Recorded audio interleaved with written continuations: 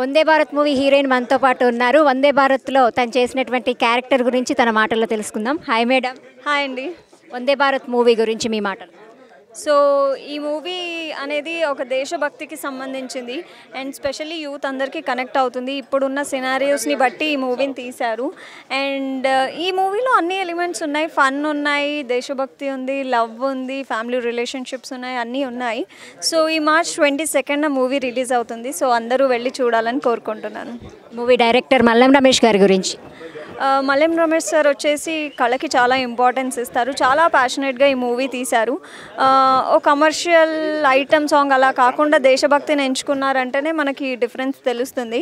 So ఆయన ఎంత ప్యాషనేట్గా ఈ సబ్జెక్ట్ని చేశారు అనేది మీరు డెఫినెట్గా త్వరలో స్క్రీన్ మీద చూడబోతున్నారు. సుమన్ సార్ ఒక ప్రత్యేకమైనటువంటి క్యారెక్టర్లో నటించారు, వారి గురించి. సుమన్ సార్ చాలా పెద్ద సీనియర్ ఆర్టిస్ట్, మన అందరికీ తెలిసిందే. చాలా మూవీస్ చేశారు. అలాంటి ఆయన సార్ ఈ కాన్సెప్ట్ చెప్పగానే నచ్చి చేస్తానని ముందుకు వచ్చినందుకు thank you so much sir. And Suman సార్తో స్క్రీన్ షేర్ చేసుకోవడం అనేది నాకు చాలా హ్యాపీగా ఉంది. సో ఆయనని ఓ డిఫరెంట్ యాంగిల్లో చూడబోతున్నామంట. నేను కూడా ఇంకా మూవీ చూడలేదు. సో ట్రైలర్లో చూసినంత మటుకు అయితే ఫైట్స్ అవన్నీ ఉన్నాయి. Even I'm interested to watch the film. మేము కూడా చూసాం ట్రైలర్, మీరు కూడా చాలా బ్యూటిఫుల్గా ఉన్నారు. Wish you all the best మీ మూవీకి. అండ్ ఫర్దర్గా చాలా మూవీస్ ఇంకా మీరు చేస్తూ ఉన్నట్టున్నారు, వాటికి కూడా ఆల్ ద బెస్ట్ మేడం.